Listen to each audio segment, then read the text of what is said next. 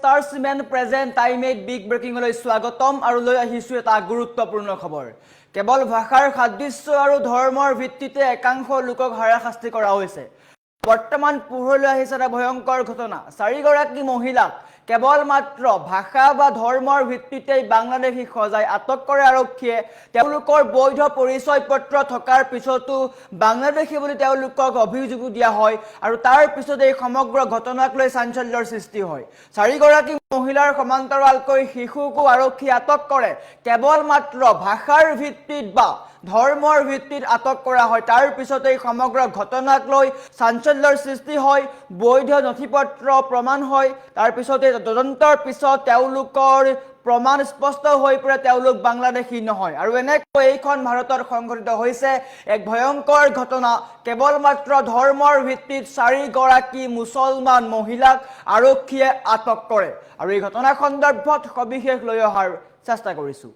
জনাই আছো star Cement present time 8 big breaking. ডাঙৰ খবৰ, মুছলমান মহিলাক বাংলাদেশী সজাই আটক কৰিলে আৰক্ষীয়ে। এটা গুৰুত্বপূৰ্ণ খবৰ, তদন্তত ওলাল অনুপ্ৰৱেশকাৰী নোহোৱাৰ প্ৰমাণ। তদন্তৰ পিছত অনুপ্ৰৱেশকাৰী নোহোৱাৰ প্ৰমাণ ওলাল। বাংলাদেশীৰ সন্দেহত পশ্চিমবংগৰ 4 মহিলা আৰু 2 শিশুক আৰক্ষীয়ে আটক কৰে। এটা গুৰুত্বপূৰ্ণ খবৰ, বাংলাদেশীৰ সন্দেহতেই তেওঁলোকক আটক কৰে।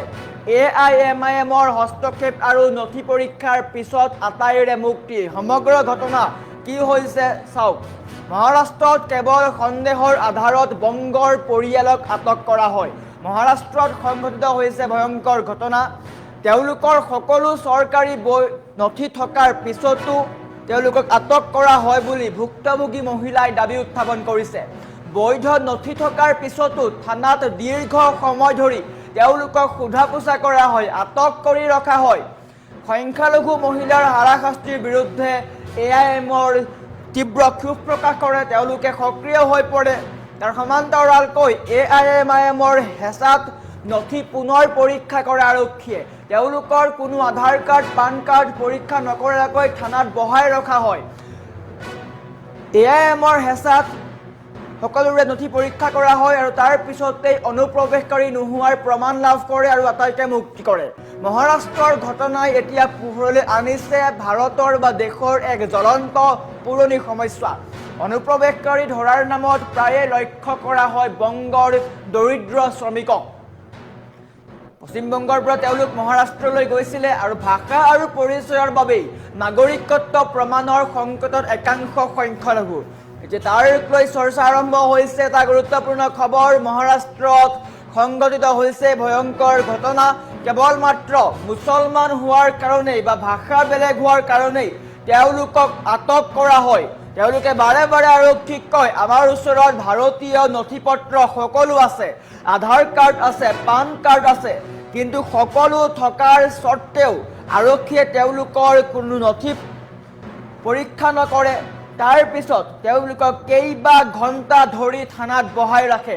4 গৰাকী মহিলাসহ 2 শিশু থাকে আৰু তেওঁলোকে কৰ্মৰ কাৰণে গৈছিলে মহাৰাষ্ট্ৰলৈ আৰু বৰ্তমান সময়ত এই ঘটনা এতিয়া পোহৰলৈ আহিছে। ঘটনা পোহৰলৈ অহাৰ পিছতেই চাঞ্চল্যৰ সৃষ্টি হৈছে। মুছলমান মহিলাক ভুলকৈ বাংলাদেশী সজাই এতিয়া আৰক্ষী বিপদত পৰিছে। তদন্তত অনুপ্ৰৱেশকাৰী নোহোৱাৰ প্ৰমাণ স্পষ্ট ৰূপত দেখিবলৈ পোৱা গৈছে। কেৱল মাত্ৰ ধৰ্মৰ ভিত্তিতে টাৰ্গেট কৰা হৈছে বুলি ভুক্তভোগী মহিলাই দাবী উত্থাপন কৰিছে। এটা গুৰুত্বপূৰ্ণ খবৰ, দেশৰ এটা পুৰণি জ্বলন্ত সমস্যা বৰ্তমান সময়ত দেখিবলৈ পোৱা গৈছে। কেৱল মাত্ৰ ভাষাৰ ভিত্তিত, কেৱল মাত্ৰ ধৰ্মৰ ভিত্তিত আটক কৰিলে মুছলমান মহিলাক। তেওঁলোকক বাংলাদেশী সজোৱা হ'ল।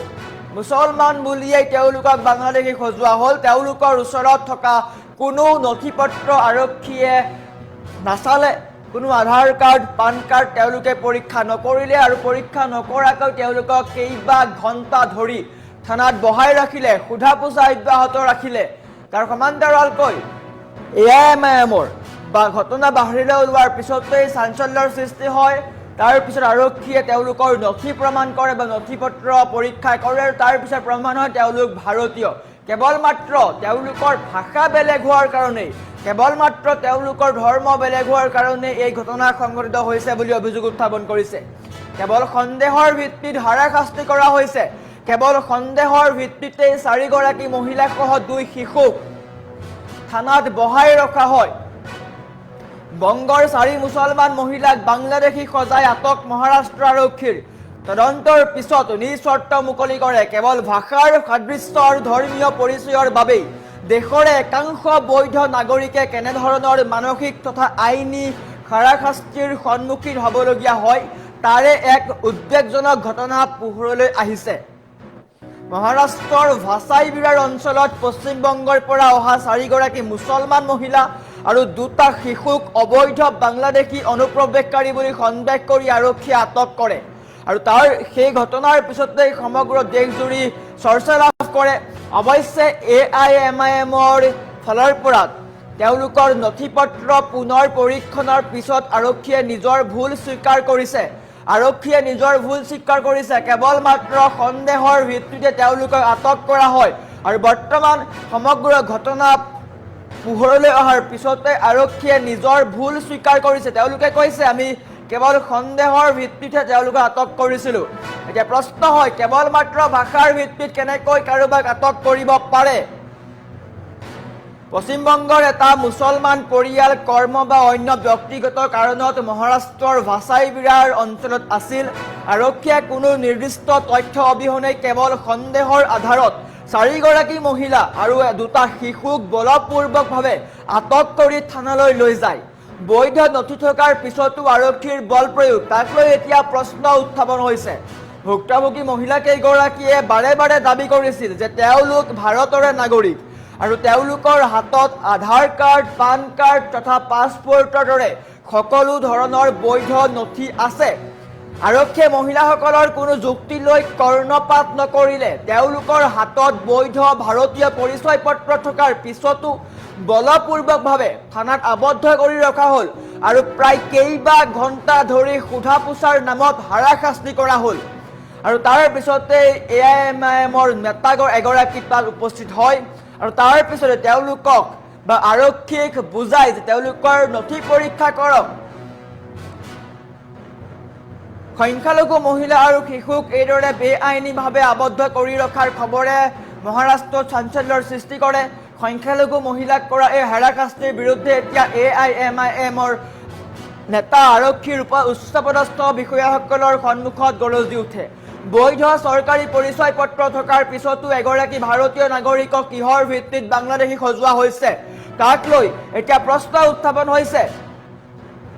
তদন্তৰ পিছতে এতিয়া সকলো সত্য পোহৰলৈ আহিছে, লাভ কৰিছে নিৰ্চৰ্ত মুক্তি। আৰক্ষীৰ উচ্চপদস্থ বিষয়াসকলে মহিলা আৰু শিশু এটাৰ আটাইবোৰ চৰকাৰী নথি প্ৰক্ৰিয়া তেওঁলোকে পৰীক্ষা কৰে আৰু তাৰ পিছতে স্পষ্ট হৈ পৰে যে তেওঁলোক কোনো অবৈধ অনুপ্ৰৱেশকাৰী নহয়, বৰঞ্চ তেওঁলোক বংগৰে বৈধ ভাৰতীয় নাগৰিক। তদন্তত তেওঁলোক নিৰ্দোষী বুলি প্ৰমাণিত হোৱাৰ লগে লগে আৰক্ষীৰ হাতত আন কোনো পথ বাকী নাথাকিল আৰু অৱশেষত আটাইকে মুক্তি দিয়ে বা আটাইকে মুকলি কৰি দিয়ে।